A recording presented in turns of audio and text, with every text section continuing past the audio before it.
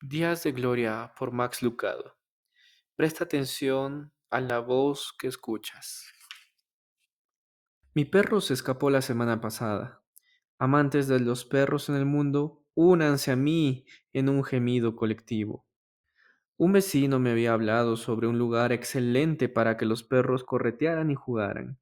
Le conté a Andy, mi perro, sobre el lugar. Andy, le dije, sé de un sitio donde hacen realidad los sueños de los perros. Es una extensa pradera con un arroyo. No hay carros ni cercas, solo cosas para oler, árboles por donde orinar y huecos para explorar. Oh, amo Max, eso suena a un día de increíbles guau guau. Es como una versión de los días de gloria para perros, ladró con entusiasmo. Sin duda lo es, una tierra prometida canina. Pero tengo que advertirte algo. Tienes que mantenerte cerca de mí. Vamos a estar en varias millas de nuestra casa.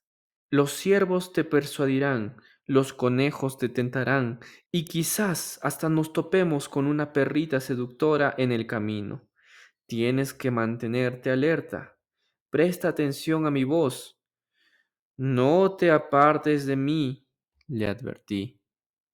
Así lo haré, ladró. ¿Pero lo hizo? No. Tan pronto lo dejé salir del carro y solté su collar, corrió como loco, se escabulló entre los árboles y subió por una colina de 6 metros de alto. ¡Andy! Le grité. Se detuvo y me miró. El pobre tenía un dilema moral. Por un lado escuchaba las voces tentadoras de la pradera, la vida salvaje invitándolo, vamos Andy, vamos a divertirnos. Por otro lado escuchaba la voz de su sabio experimentado y atractivo amo. Ven aquí, Andy. Miró para acá, miró para allá y entonces, en un abrir y cerrar de ojos, desapareció. Mi primer pensamiento fue, Denalin me va a matar. Salí corriendo detrás de él, pero Andy corrió más rápido. Mi próximo perro va a ser un sabueso, decidí. Me estaba quedando ronco de tanto gritar y mis piernas se debilitaron por el ascenso. Me tomó 45 minutos encontrarlo y finalmente allí estaba, acostado debajo de un árbol, extenuado, sediento y sin duda arrepentido. Dale, me ofreció. Úsame en tu libro. Entré a la tierra prometida, pero fallé en escuchar a mi amo. No tenía intención de usar a mi perro pródigo como ilustración, pero ya que se ofreció, la historia se ajusta perfectamente al momento. A Dios le preocupaba que Josué y su pueblo se olvidaran de las instrucciones de su amo. Canaán estaba repleto de voces nuevas, extrañas y atrayentes. De ahí una advertencia pre-tierra prometida. Solamente esfuérzate y sé valiente, para cuidar de hacer conforme a toda la ley que mi siervo Moisés te mandó. No te apartes de ella ni a diestra ni a siniestra, para que seas próspero en todas las cosas que emprendas. Nunca se apartará de tu boca este libro de la ley, sino que de día y de noche meditarás en él, para que guardes y hagas conforme a todo lo que en él está escrito, porque entonces harás prosperar tu camino y todo te saldrá bien. Josué 1, 7 y 8. Dios estaba llamando a Josué a guiar a 2 millones de ex esclavos a Canaán, a tomar posesión de su herencia. Estaba preparándolo para la misión de su vida. ¿Y cuál fue la orden que le dio? Lee la palabra de Dios. Igual que tú y yo, Josué tenía una Biblia. Su Biblia tenía 5 libros: Génesis, Éxodo, Levítico, Números y por lo menos proporciones de Deuteronomio que los llevaban junto con el arca del pacto. Sin embargo, poseer las escrituras no era suficiente para Josué. Dios quería que las escrituras poseyeran a Josué, Nunca se apartará de tu boca este libro de la ley. Versículo 8. Este fue el comando de Dios para el comandante de Israel. Aunque Josué era el general de 5 estrellas indiscutido del ejército, estaba sujeto a una ley divina. Dios no le dijo que creara leyes ni que inventara estatutos, sino que cumpliera lo que estaba escrito. Dios no le ordenó a Josué que buscara una experiencia espiritual, ni una revelación personal, ni una emoción que le pusiera la piel de gallina. La palabra de Dios para él es su palabra para nosotros. Abre la Biblia.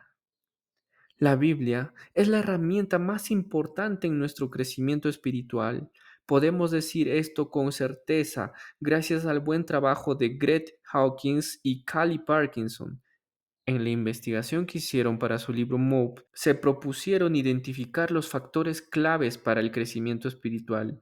Ellos hicieron la misma pregunta que nosotros.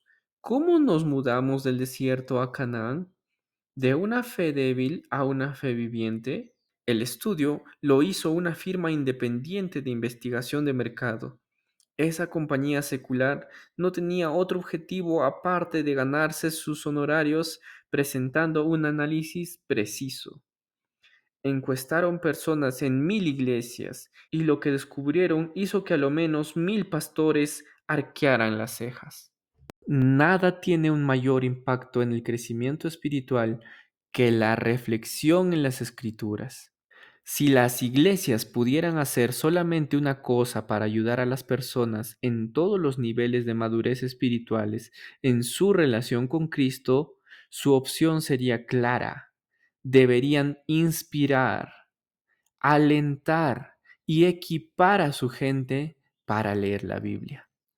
La clave para el crecimiento espiritual no es aumentar la asistencia a la iglesia o la participación en actividades espirituales. Las personas no creen en Dios porque están ocupados en la iglesia. Crecen en Cristo porque leen y confían en su Biblia, confían en su palabra. ¿Deseas más días de gloria? Relaciónate con la Biblia, medita en ella de día y de noche, piensa y repiensa en la palabra de Dios. Permite que sea tu guía.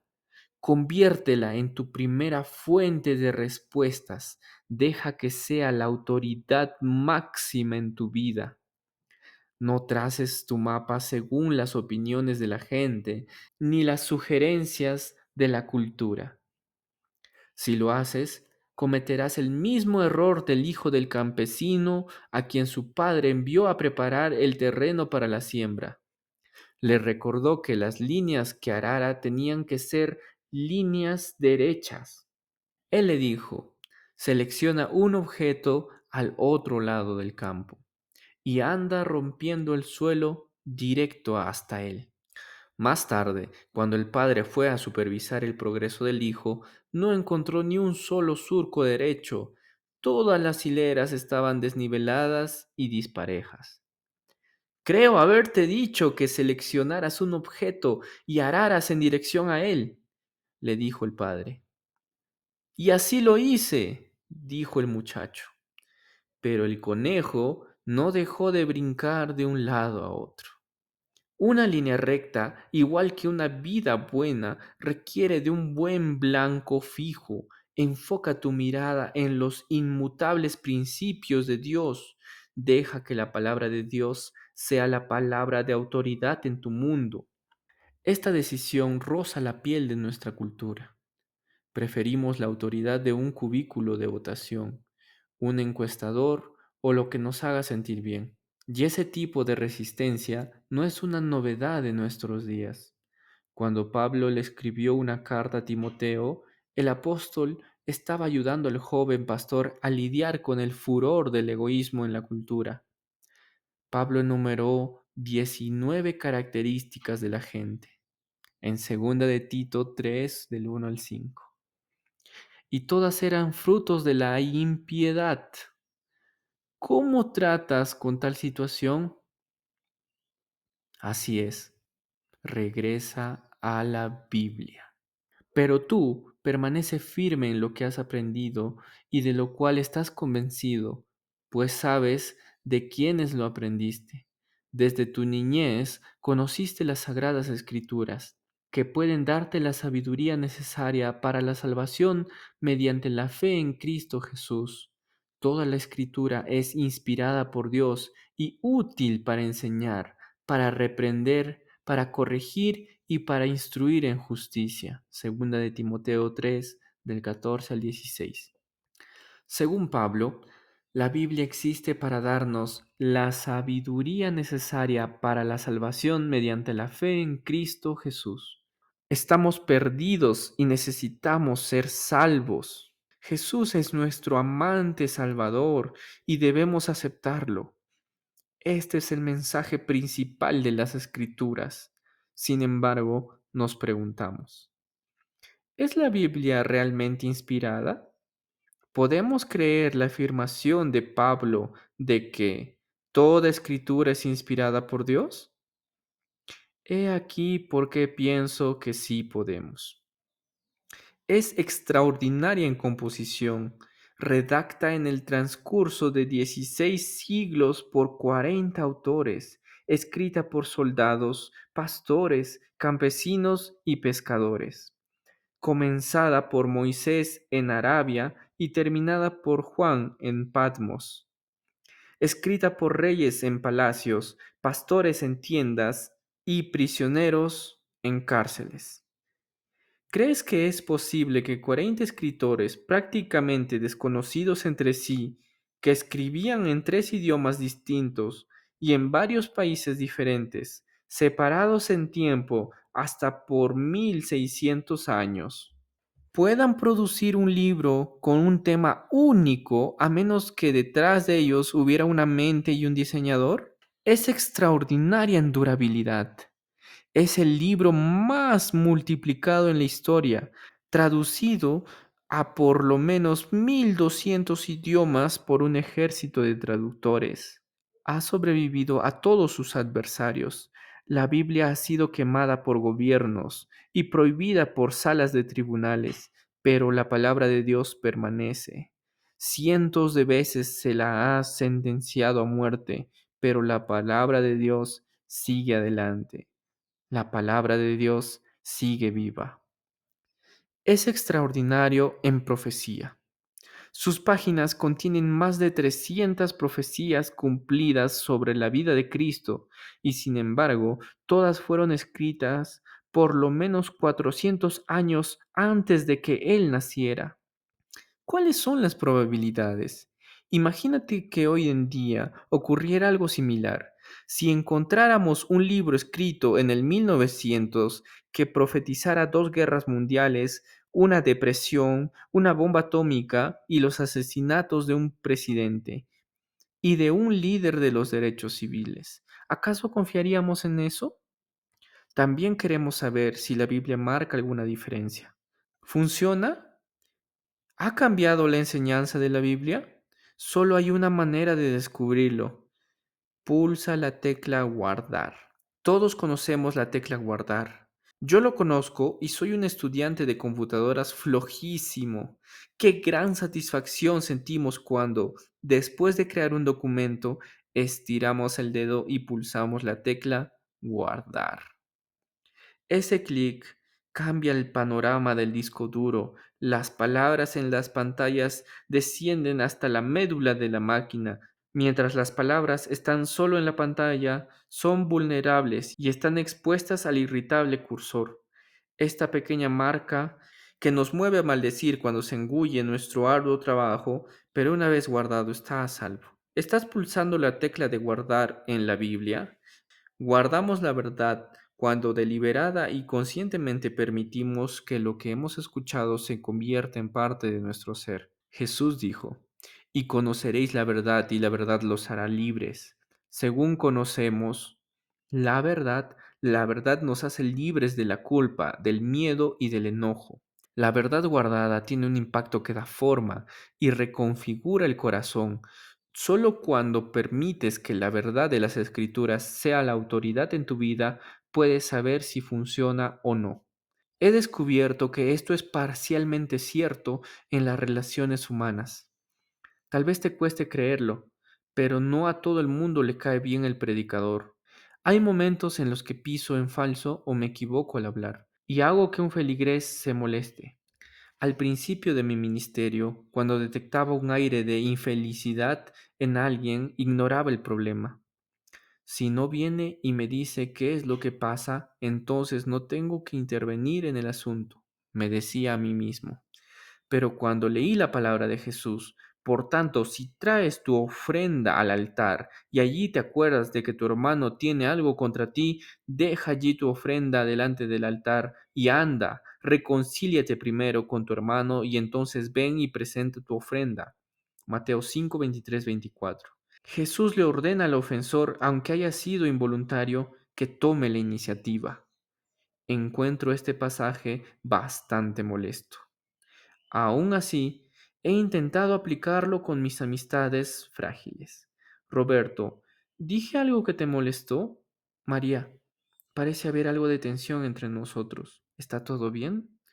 Sin excepción, así lo hago con todos. El paso ha resultado en restauración. Nunca en mis 4 décadas de ministerio esta enseñanza práctica ha fallado en alcanzar su meta. Cuando las escrituras se mezclan con obediencia, el resultado es un elixir sanador. La palabra de Dios funciona, pero tenemos que pulsar la tecla guardar. Los discípulos de Jesús necesitaban este recordatorio. En una ocasión, Él les dijo, pasemos al otro lado. Y lo hicieron. Sin embargo, cuando iban cruzando el mar de Galilea, se toparon con una tempestad. Se desató entonces una fuerte tormenta, y las olas azotaban la barca, tanto que ya comenzaba a inundarse. El cielo se abrió, las cubetas de agua cayeron y las olas amenazaban con volcar la nave. Los discípulos fueron donde Jesús y lo encontraron profundamente dormido y le gritaron, ¿no te importa que nos ahoguemos? Jesús se despertó, se incorporó, le ordenó a la tormenta que se callara y luego les dijo a los discípulos, ¿todavía no tienen fe? ¡Qué reprimenda fenomenal! El mar rugía, el agua se arremolinaba.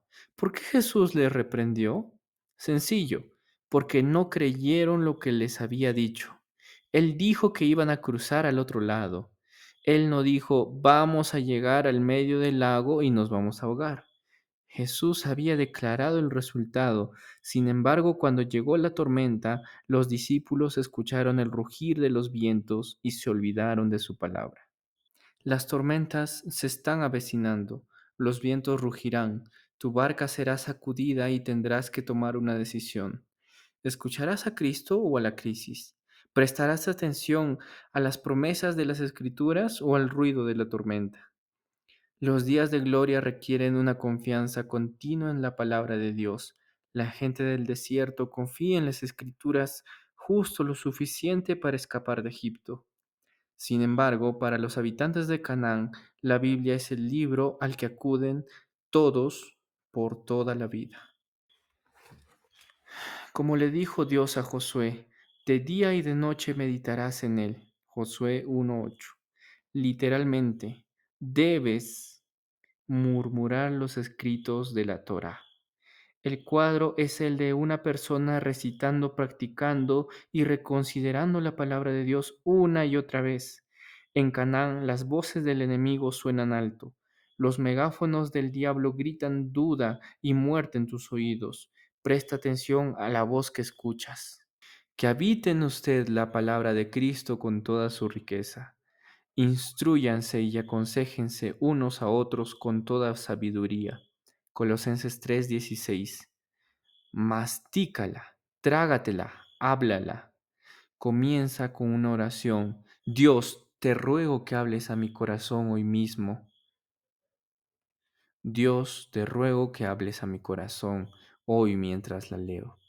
Entonces, con un corazón abierto, lee hasta que el mensaje te toque. Lo hice esta mañana.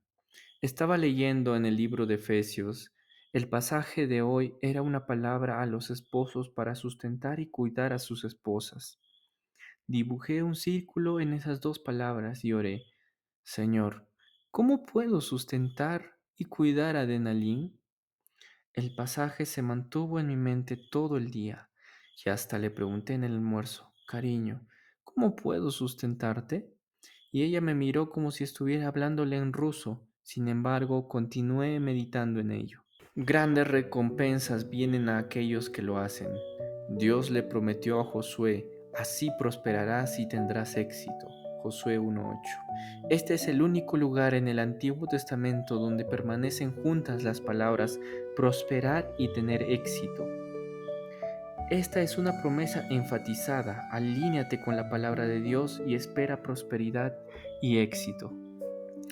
No te acobardes, Josué 1:8.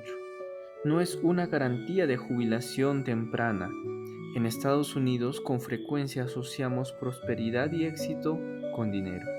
La Biblia no tiene una perspectiva tan estrecha. Su promesa de prosperidad ocasionalmente incluye dinero, pero con mucha más frecuencia se refiere a riqueza espiritual, mental y física. Dios prospera al líder con nuevas destrezas, al obrero con buenas horas de sueño, al maestro con más paciencia, a la madre con amor más profundo, al anciano con más esperanza. El dominio de la Escritura lleva a la prosperidad espiritual. Bienaventurado el varón que no anduvo en consejo de malos, ni estuvo en camino de pecadores, ni en silla de encarnecedores se ha sentado, sino que en la ley de Jehová está su delicia, y en su ley medita de día y de noche. Será como árbol plantado junto a corrientes de aguas, que da frutos en su tiempo, y su hoja no cae, y todo lo que hace prosperará. Salmos 1 del 1 al 3. La orden de Dios fue suficiente para Josué y respondió con obediencia directa. Les dijo a sus hombres: vayan por el campamento y díganle al pueblo que preparen sus provisiones. En 3 días cruzarán el río Jordán y tomarán posesión de la tierra que el Señor su Dios les da. Josué 1:2. Sin dudar, sin pensarlo 2 veces, a diferencia de Sara que dijo: soy muy vieja, a diferencia de Moisés que dijo: no soy un buen orador, a diferencia de los discípulos que dijeron: no tenemos suficiente comida para alimentar a los hambrientos. Otros se resistieron al llamado de Dios, pero Josué no lo hizo. Dios lo dijo, él lo creyó. Haz lo mismo. Aprende una lección de Josué y aprende una lección de mi perro Andy. Como sabía que iba a escribir este capítulo, me habló hoy. Amo Max. Me encanta cuando me llama usando ese título. ¿Sí, Andy? ¿Puedes decirle algo a tus lectores de parte mía? Seguro que sí. Diles que aprendí mi lección. Siempre que me alejo demasiado de la voz de mi amo, mi vida no tiene nada de wow, wow, wow.